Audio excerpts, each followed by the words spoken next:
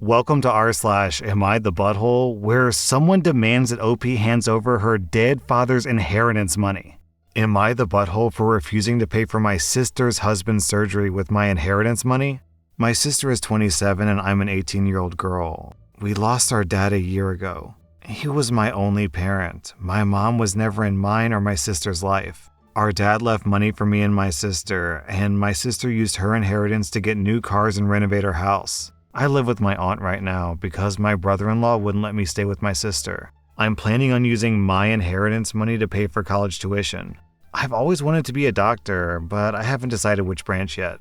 My sister and I have never been close. It started after she got married to her chronically ill husband who was allowed to make backhanded comments about my dad, mock my dad's illness, and make a scene at his funeral. My brother-in-law kept getting away with this because he was sick and he wasn't held accountable for his behavior. I've distanced myself, but my sister's been visiting a lot lately, venting about my brother-in-law's condition. He's been in and out of the hospital for heart problems and he needs a surgery. My sister brought up my inheritance money several times, but I would always cut the conversation short. She then just straight up asked me if I could help pay for her husband's surgery and she'd pay me back in less than a year. I felt uneasy because if I give her money from my inheritance, which is a large amount, then there's no guarantee that she'll pay it back before it's time to apply to college. I'm taking a gap year, but I know that my sister can't pay me that much back, and I felt like I was risking my future. I refused to help, and she had a meltdown at my aunt's house calling me heartless, cruel, and having no empathy. She said that her husband's health should be a priority, and I needed to help because education is nothing compared to someone's health. And she asked me if I'd be happy to see her as a widow and have my nephew have no father. My aunt suggested that other people could pay, but most family members have already cut off my sister and her husband. I argued that her husband's poor health isn't my fault after she kept blaming and guilt-tripping me. My sister kept crying. And although my aunt decided to stay out of it, she said that I should be prepared for permanent damage in my relationship with my sister if I don't help her now. My sister's been sending me texts and pictures of her family, telling me this is what I was saying no to. A happy, healthy family with a healthy husband and father. I cried and felt like I was being selfish and not a good aunt or sister. I asked my friend, and he said to let them sell their cars and all the luxurious stuff they bought to afford the surgery, and he warned me that if I gave them money, I'll never get it back, and I may not ever be able to go to medical school. Alright, OP, so first things first, your friend is completely 100% correct. Your sister objectively does have the money to pay for the surgery, it's just tied up in assets like their car and their home. If they really want to pay for the surgery, then they can sell their car and get a mortgage on their home. Lots of people do it all the time. And to make things worse, it's not like this was some surprise heart attack. Your sister knows that her husband has medical conditions, and she chose to spend that money on stupid stuff instead of saving it. If my wife or my child had chronic medical issues and I got a sudden windfall, I wouldn't go out and buy new cars. I would stash it away to save for the future because inevitably their medical issues would crop up again. OP, don't think of this as you refusing to pay for the surgery. Think of it as it really is, you refusing to pay for your sister's new cars and their home renovation, because that's really what it is. And worst of all, your brother-in-law insulted your father. Then they expect your father's money to pay for his health? No way, OP, that is completely hypocritical and disrespectful. Your sister's a real piece of work, OP. I'm giving her and your brother-in-law 4 out of 5 buttholes. I'm giving you 0 out of 5 buttholes. OP, please do not give your sister your money. You're only 18, and I don't want to talk down to you because I really want to build you up here, but I'm really telling you that you have no idea how much of an impact that money can make on your future.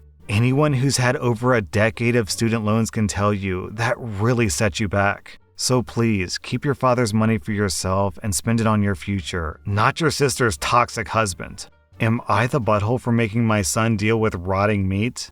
I go hunting every year. I'm not a trophy hunter by any means. I do it for the meat and almost purely for economic reasons at this point. Taking a few deer off my property once a year keeps my freezer stocked and the grocery bill way down, which is important because finances can be tight sometimes. As a little relevant background, the bulk of the meat is kept in a large freezer in the garage, and about once a week we'll pull out what we need for the next week or so. This means my freezer is normally only open for about once a week. About 6 months ago, my 15-year-old son decided that he's vegetarian, which my wife and I have no problem with.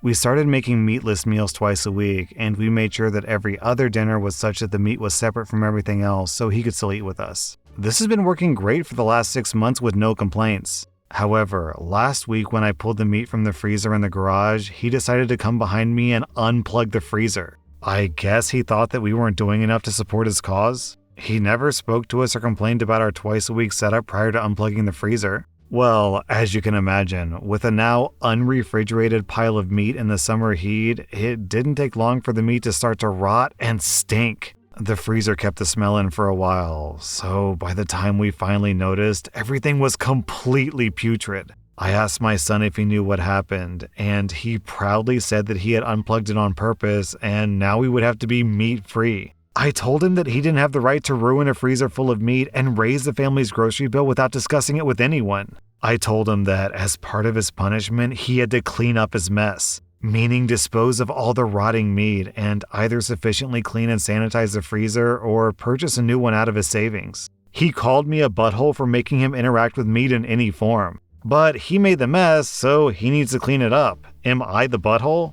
Okay, OP, so as I'm reading this post, I'm starting to figure out where it's going. Obviously, the kid's unplugging the freezer, the meat's going bad, and he has to clean it. Okay. And as I'm reading the story, I'm thinking about the commentary that I'm going to give. And what I was going to say, OP, was, well, sure, you can make him clean the freezer, but a good alternative punishment that would still be respectful of his vegetarian beliefs would be to have him buy a new freezer for you. But you actually beat me to it, OP, because you made him that same offer. Your son is calling you the butthole because you're making him interact with meat, but you're not. You gave him an alternative, which is to buy you a new freezer, which is fair. So I feel like the age of 15 is one of those awkward ages where you're still a child, very much a child, but you're starting to do adult things. So it's one of those weird transition points between being a kid and being an adult, and it sounds like your son hasn't fully understood that the world doesn't revolve around him. I mean, sure, it might have when he was younger, but now that he's getting older, he has to be held accountable to his actions. So yeah, OP,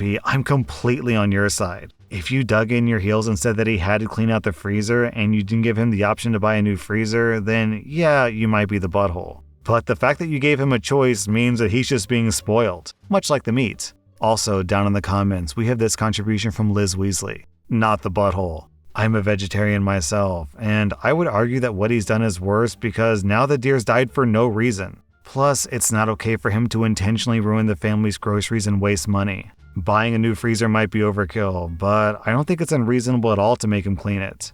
Am I the butthole for pointing at the kitchen when my mother-in-law asked, "Where's our dinner?" My husband had a serious injury a few weeks ago. He's bedridden, and his family came to see him every day. My mother-in-law keeps drilling what I have to do to make my husband comfortable, but does nothing to help. She just visits every day and sits around expecting to be fed and entertained. Sometimes, my brother-in-law, his wife, and kids join them and turn the house into a mess. Yesterday, my mother-in-law, her husband, and son came again. They checked on my husband, then went to sit in the living room for hours. I served them coffee and croissant. A few hours later, my husband threw up for the second time today, and I had to take care of changing his clothes and cleaning the sheets to avoid infections. I was exhausted. I came downstairs, and my mother-in-law looked at me and said, "Hey, where's our dinner?" I was shocked that after seeing me go up and downstairs many times and cleaning and bringing new sheets and running the washing machine, that she'd expect me to cook dinner for her.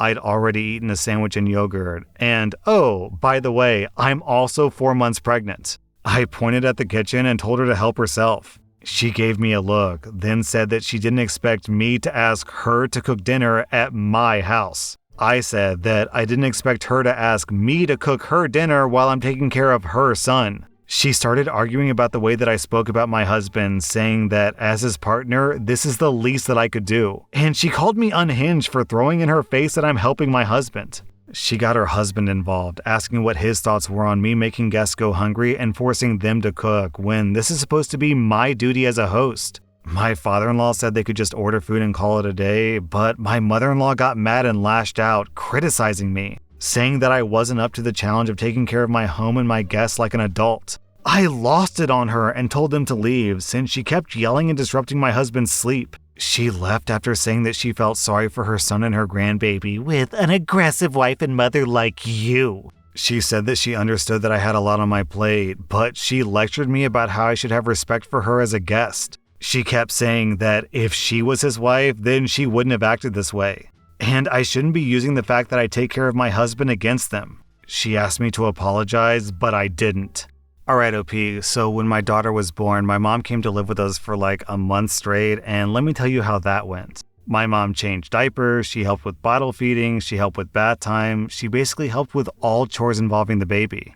Of course, my wife and I provided food, but also my mom went to the grocery store, got food, and cooked meals for us. Because yeah, you as the host have obligations, but also the guest has obligations too. The guest can't just show up and leech, take infinitely. It doesn't work that way. Your mother-in-law was basically treating your home like a resort. Based on this story, it sounds like your mother-in-law was more interested in the free meals than in taking care of her own son. If my daughter were an adult and she was sick and bedridden, then I would happily go to my son-in-law's house and help however I could. Cleaning up puke, changing sheets, giving medicine, cooking meals, honestly anything I could do to help because I actually care about my kid. OP, your mother-in-law is being a huge butthole here. I'm giving her 3.5 out of 5 buttholes. I'm giving you 0 out of 5 buttholes. Am I the butthole for throwing my daughter a second birthday party after the special needs girl that I asked her to invite ruined her first party? My daughter turned 12 a few weeks ago, and for her birthday party, she wanted pizza, a double feature movie at the drive-in, and ending the night with a sleepover and game night.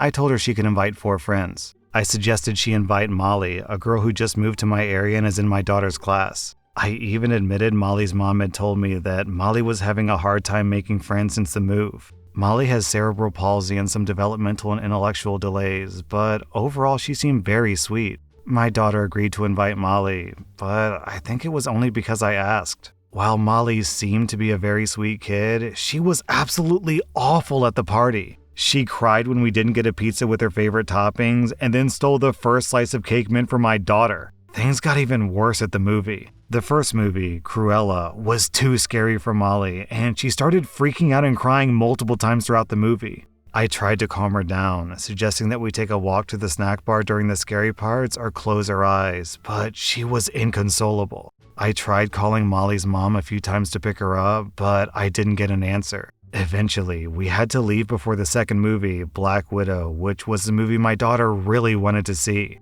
That night at our house, things still got worse. Molly threw a Wii remote after she lost at Just Dance and didn't want to play any of the other games that the girls did. The next morning, I called Molly's parents to pick her up early. Her mom apologized for Molly's behavior, admitting that she's prone to outbursts when she gets overstimulated, but that she had been doing so much better lately in therapy. A few days later, though, Molly's mom told me that Molly can't stop talking about the party and how much fun she had. That evening, after all the other girls had left, my daughter was clearly upset about having her birthday ruined. I felt bad for asking her to invite Molly, so I told her the next weekend I would take her and her friends out for pizza and to see Black Widow in the theater to make it up to her. However, my partner thinks that's a real jerk move. He pointed out that sometimes life just isn't fair and things get ruined. He also doesn't think that it's a good idea to show our daughter that it's okay to exclude people who are different. Anyway, I'm a little torn here. Also, OP clarifies in an edit that Molly's mom was not intentionally dodging OP's calls. And in fact, when OP finally got in touch with her, she was very apologetic and offered to come pick up Molly immediately. Alright OP, so honestly this feels like a no butthole situation. Your daughter has every right to be sad about her birthday party because what 12-year-old wouldn't? 0 buttholes there. OP, you tried to include Molly into the party, and you also tried to make it up to your daughter, which is reasonable, so 0 buttholes there. Your partner brings up a good point. Yeah, sometimes in life things do get ruined, and that's an important lesson for your daughter to understand, so also 0 out of 5 buttholes. It sucks because it's tough love, but yeah, he's not wrong.